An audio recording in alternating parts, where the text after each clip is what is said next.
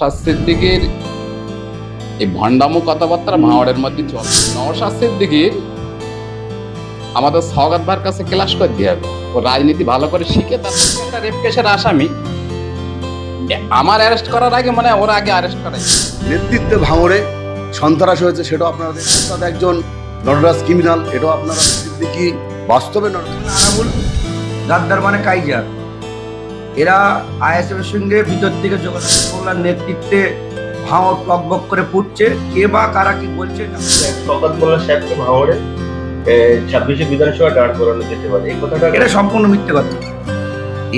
কেউ বলছে বাজার গরম করে। তারা আমার ব্যক্তিগত বিষয় কি বলে দেয় যে আসমাকে তোমরা গালাগালি এ করো, বিভিন্ন সোশ্যাল মিডিয়ায় মিম তৈরি করো, এইগুলো কি তাদের নেতা বলে দাবি করে? এদের কালচারটা দেখুন, গাঁজাখোর, মূর্খ। ইন্ডিয়ান সেকুলার ফ্রন্ট অর্থাৎ আইএসএফ 2021 সালে বিধানসভা ভোটে তারা আত্মপ্রকাশ করে। সেই ভাঙড় থেকে 26,000 ভোটে তারা জেতে, নওশাদ সিদ্দিকী জেতে। দেখুন, ভাঙড় 21 সালে আইএসএফ জিতেছে, এটা বাস্তব, 26,000 ভোটে।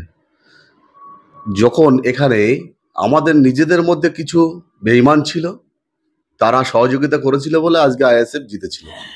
আইএসএফ এর পাততলায় মাটি নেই। যেদিন আমাদের নেতা ভাঙড় এবং সাতগাছিয়ার পর্যবেক্ষক, ক্যানিং পূর্বের জনপ্রিয় বিধায়ক, রাজ্য তৃণমূল কংগ্রেসের সাধারণ সম্পাদক, আপনারা আমার সকলের ভাঙড়ের সুখ দুঃখের সাথী শওকত মোল্লা মহাশয়কে, দিদি এবং অভিষেক বন্দ্যোপাধ্যায় যেদিন থেকে ভাঙড়ের মাটিতে দায়িত্ব দিয়েছেন, সেদিন থেকে আইএসএফ এর পাততলা থেকে মাটি সরতে শুরু হয়েছিল।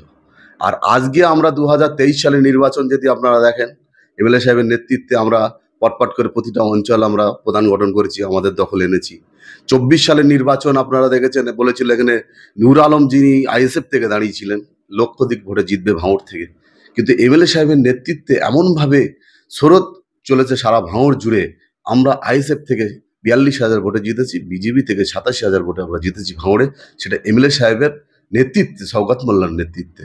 এবং আইএসএফ এর আগামী 2026 সালে পাততলার মাটি নেই, এটা ওরা পরিষ্কার বুঝে গেছে। কেন আইএসএফ এর থেকে যারা আমাদের অঞ্চলে মেম্বাররা জিতেছিলেন, ইতিমধ্যে আমাদের আইএসএফ এর মেম্বাররা আমাদের এমএলএ সাহেবের নেতৃত্বের প্রতি আস্থা রেখে, উন্নয়নকে সামনে রেখে তারা আমাদের পটপট করে আমাদের দলে জয়েন করেছেন। পঞ্চায়েত সমিতির যিনি সদস্য ছিলেন আসমা বিবি, ভাঙড়ে আইএসএফ এর একটা দারুণ মুখ ছিল, যার প্রতি ভরসা করে নওশাদ সিদ্দিকী ভাঙড়ে ডিপেন্ড করতো। সেই আসমা বিবি উন্নয়নকে সামনে রেখে, এমএলএ সাহেবের প্রতি আস্থা ভরসা রেখে, এমএলএ সাহেবের নেতৃত্বে ভরসা রেখে, তিনিও আমাদের এমএলএ সাহেবের হাত ধরে আহসানদার নেতৃত্বে, বারুল সাহেবের নেতৃত্বে তারা জয়েন করেছে। এবং নওশাদের নেতৃত্বে ভাঙড়ে সন্ত্রাস হয়েছে, সেটাও আপনারা দেখেছেন। নওশাদ একজন নটরাজ ক্রিমিনাল, এটাও আপনারা প্রমাণ পেয়েছেন মিডিয়ার মাধ্যমে। শওকত মোল্লা সাহেবকে বলে নটরিয়াল ক্রিমিনাল। না, একদম ভুল। নওশাদ সিদ্দিকী বাস্তবে নটরিয়াল ক্রিমিনাল। কারণ হচ্ছে আমরা 2008-এর পিছনে যদি আমরা যাই, যা আমরা দেখেছি সিপিএম এর পিরিয়ডে, যেমন জঙ্গলমহলকে বলা হতো, পেপার মিডিয়া খুললেই খুন আর খুন, সিপিএম এর নেতৃত্ব হতো। সেই প্রশিক্ষণ এই ভাঙড়ে নওশাদ সিদ্দিকীর নেতৃত্ব হয়েছে, আপনারা দেখেছেন। না, সমাজ গর্বে কখন, যখন শওকত মোল্লার মতো একজন ভদ্র নেতৃত্ব আমরা গোটা জেলা জুড়ে নয়, গোটা বাংলা জুড়ে আমরা কখনো দেখিনি। তাই আমাদের এই শওকত মোল্লার নেতৃত্বে ভাঙড় সুসংগঠিতভাবে একটা সুন্দর ভাঙড় তৈরি হয়েছে। ভাঙড় যেটা বদনাম ছিল বিভিন্ন নেতাদের দ্বারাই, এমএলএ সাহেবের দ্বারাই, সেটা বদনামটা মুছে গিয়ে সুনামে পরিণত হয়েছে। জেলা থেকে রাজ্য স্তরে আজকে বাহবা দিচ্ছে ভাঙড়কে নিয়ে। তাই 2026 সালে এমএলএ সাহেবের নেতৃত্বে এখানে লক্ষাধিক ভোটে আমরা তৃণমূল কংগ্রেসের প্রার্থী আমাদের জিতবে, সেটা শওকত মোল্লার দ্বারাই সম্ভব হবে। এটা আপনাদের সামনে আমরা বলে দিই। রাজ্জাক সাহেব বললেন যে ভাঙড় থেকে গাদ্দারকে সরিয়ে দেওয়া হয়েছে। 21-এ নওশাদ সিদ্দিকী জিতেছে, কিছু তৃণমূলের গাদ্দার ছিল, তারা সাহায্যে আইএসএফ জিতেছে। সেই গাদ্দারগুলো চিহ্নিত করে নির্মূল করা গেছে। হ্যাঁ, নির্মূল হয়ে গেছে। গাদ্দার মানে আরাবুল, গাদ্দার মানে কাইজার। এরা আইএসএফ এর সঙ্গে ভিতর থেকে যোগাযোগ ছিল।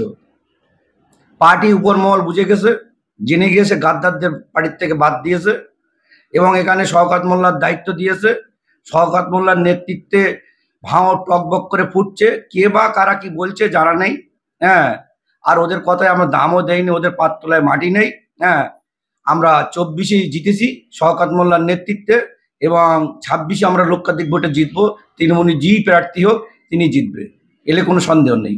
কিন্তু গত পরশু আরাবুল সাহেব কলকাতা হাইকোর্টে গিয়েছিলেন, তার আগে সাংবাদিকরা প্রশ্ন করেছিলেন যে আপনি কি তাহলে আইএসএফ এর পথে যাচ্ছেন, বলছেন না না আমি আইএসএফ, আমি তৃণমূল ছিলাম, তৃণমূলে আছি।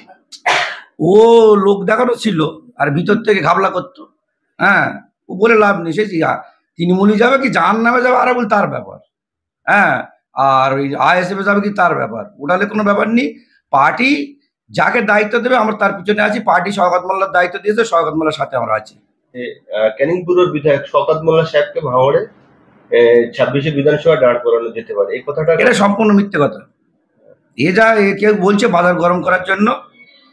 শওকত মোল্লা নিজের জমি চাষ করে রেখে দিয়েছে। যদি শওকত মোল্লা সেখানে নাও থাকে, তার যা সৈনিক তৈরি করে রেখে দিয়েছে, দল তাকে 1 লক্ষ ভোটে সেখান থেকে জিতবে। শওকত মোল্লা কোনদিন ভাঙড়েও দাঁড়াবে না। এবারে কি 26শে বিধানসভায় আমরা দেখেছিলাম 21শে বিধানসভায় একজন বাইরের থেকে ভাঙড়ে দাঁড় করানো হয়েছিল, সেটা দল যেটা সিদ্ধান্ত করবে আমরা মেনে নেবো। না এবারে কি ভূমিপুত্র আশা করছেন সেটা দলের ব্যাপার। আপনারা দাবি করবেন না যে ভূমিপুত্র, সেটা দলের ব্যাপার। দল যেটা সিদ্ধান্ত করবে, দল যাকে দেবে মাথা বেঁধে নিয়ে আমরা মাঠে নেমে যাবো। যে আপনি তৃণমূলের একটি জনসভা থেকে স্লিপ অফ টান হোক বা মুখ ফসকে একটা কথা বলে ফেলেছিলেন যে সবাই আইএসএফ এ যোগদান দেবে, তৃণমূল না বলে আইএসএফ এ করে ফেলেছে।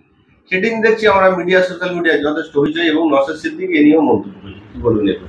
দেখুন, কখনো কখনো কথা বলতে গিয়ে ভুল হতে পারে, ওটা স্বাভাবিক। এটা প্রত্যেকের ক্ষেত্রে হয় যে যতই পণ্ডিত হোক না কেন, কথা বলার সময় ভুল হতে পারে, মানুষ মাত্র ভুল হয়। এবং এটা সত্যি কথা যে আইএসএফ থেকে তৃণমূলে যোগদান করছে বহু কর্মী সমর্থক, তারা যোগদান করেছে এবং আগামীতেও করবে।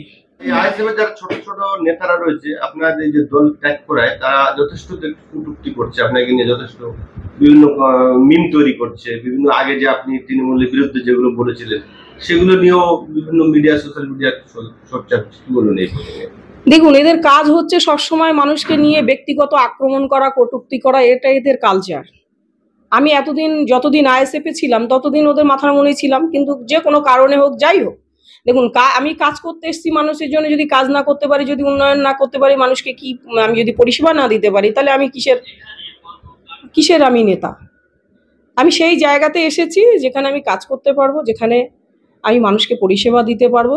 কিন্তু ইতিমধ্যে আমি যখন একটা জিনিস দেখুন, আমি যখন আইএসএফ এ ছিলাম তখন একটা ছবি ভাইরাল হয়েছিল, সেটা শওকতদার নাম করে আমাদের আইএসএফ এর ছেলেরা, তখন আমি আইএসএফ এ ছিলাম, আইএসএফ এর ছেলেরা ওইটাকে পোস্ট করেছিল, সে নিয়ে এমএলএ কেস করলে একটা ছেলেকে অ্যারেস্টও করেছিল। এখন সেই সময় তারা কেউ কিছু বলেনি, সেটা আমি এমএলএ কেও জানিয়েছিলাম, মানে নওশাদ সিদ্দিকীকে, যে এইসব ধরনের ব্যক্তিগত ছবি পোস্ট করছে আমার আইএসএফ এর আমাদের ছেলেরা, আপনি এটাকে মারণ করুন। উনি সেটা জানে। এখন যখন আমি তৃণমূলে এসেছি তখন বলছে না ওই ছবিটা নাকি আমার। তাহলে এরা কত নোংরা হতে পারে, কত জঘন্য হতে পারে, এদের কালচারটা, মানসিকতা কি? মানে একজনকে আরো তো মানে আইএসএফ এর কিছু নেতারা আমার ব্যক্তিগত বিষয় নিয়ে বলছে, মানে আদৌ তারা কোনটা সত্যি কোনটা মিথ্যে কিছু জানে না, ওরা নিজেরাই সবকিছু বলে দিচ্ছে। তা আইএসএফ এর কি এটাই আদর্শ যে একজন মহিলাকে তুমি ব্যক্তিগত আক্রমণ করো? এটা কি আদর্শ? আমরা তো জানি যে আইএসএফ এর প্রতিষ্ঠাতা হচ্ছেন আব্বাস সিদ্দিকী ভাইজান। তিনি একজন পীরজাদা, ফুরফুরার আবেগ সবার মধ্যে আছে, আমাদের মধ্যেও আছে, কিন্তু সেই জায়গায় দাঁড়িয়ে আব্বাস সিদ্দিকী ভাইজান কি বলে দেয় যে এই আসমাকে তোমরা গালাগালি করো, তাকে মানে রাতারাতি তোমরা এর থেকে তুলে নিয়ে একেবারে সেই নগ্ন অবস্থায় করো, বিভিন্ন সোশ্যাল মিডিয়ায় মিম তৈরি করো, এইগুলো কি তাদের আদর্শ? নিশ্চয়ই তো বলে দেয় না। তাহলে এই কথাগুলো কেন বলছে? আর কেন এই যারা আইএসএফ দলটাকে পরিচালনা করছে, শীর্ষ নেতৃত্ব কেন চুপ থাকে এই কথাগুলো নিয়ে? আব্বাস সিদ্দিকী বলে কি না বলেন সেটা আপনি ভালো মতো জানেন, যে আপনি অনেকদিন আইএসএফ করেছেন। সেটা দেখুন, আমি তো সেটাই বলছি, যেহেতু বলেন না, তাহলে এরা কারা, কি শিখছে সেখান থেকে, সেটা ভাবার বিষয় আছে। কি তারা মানুষকে কি জ্ঞান দেবে, কি তারা শেখাবে, কি সমাজ পরিবর্তন করবে? হতে পারে কারো ভালো লাগলো না, সে এক দল থেকে আরেক দলে যেতে পারে, কিন্তু তাই নিয়ে তাকে ব্যক্তিগত আক্রমণ করা, যেটা হচ্ছে সেটা তো বলছে, যেটা না হচ্ছে সেটা 100 গুণ বাড়িয়ে বলা হচ্ছে, মিথ্যাভাবে অপপ্রচার করা হচ্ছে, আমার সম্পর্কে বাজে বাজে মন্তব্য করছে, গাড়ি পেয়েছে, বাড়ি পেয়েছে, টাকা পেয়েছে, অমুক পেয়েছে, তমুক পেয়েছে, এই কি ও স্বামী ছেড়ে দিয়ে নানান রকমের ব্যক্তিগত বিষয়ে, মানে ব্যক্তিগত এমন মানে অপপ্রচার করা হচ্ছে। এইগুলো সম্পূর্ণ অপপ্রচার করা হচ্ছে, মিথ্যা প্রচার করা হচ্ছে, মানে আমাকে কলঙ্কিত করা হচ্ছে। একটা মেয়ের সব থেকে মানুষ মানে তার কাছে আত্মসম্মানটা বেশি বড় হয়, সেই জায়গায় দাঁড়িয়ে এরা আমার আত্মসম্মানে বারবার আঘাত করছে, কিন্তু একটা কথা ওদের মনে রাখার দরকার, আমরা কিন্তু সবকিছুই জানি। আমি আইএসএফ এর দীর্ঘদিন ছিলাম, আইএসএফ এর শীর্ষ নেতৃত্ব, তাদের কালচার কি, তাদের কার কার সঙ্গে সম্পর্ক কি আছে না আছে, ওয়াল টোটাল তথ্য আমার কাছে আছে। আমি কিন্তু ব্যক্তিগত বিষয় নিয়ে বলতে চাইনি। রাজনীতিতে এসেছি, রাজনীতি যেটা হয় প্ল্যাটফর্মে সেটা বলা যায়, ব্যক্তিগত আক্রমণ না করাই ভালো। আর মিথ্যাভাবে আমার নামে নানান রকমের কুৎসা অপপ্রচার এগুলো বন্ধ করা দরকার আছে। রাজনীতিটা রাজনীতির মতো হোক, কাটা ছোড়াছুড়ি নয়, রাজনৈতিক প্ল্যাটফর্মে যেটা চলে সেটাই। এরা আইএসএফ এর নেতা বলে দাবি করে, এদের কালচারটা দেখুন কি ধরনের। এরা আবার নিজেকে আইএসএফ এর নেতা বলে দাবি করে। তাহলে কি নওশাদ আইএসএফ সিদ্দিকী, হয়ে কি ধোয়া তুলসীর পাতা হয়? নওশাদ সিদ্দিকী, আব্বাস সিদ্দিকী যে কথা বলে কিংবা যে কথা তাদের নির্দেশ, সেই কথা আইএসএফ কর্মীরা মানে না?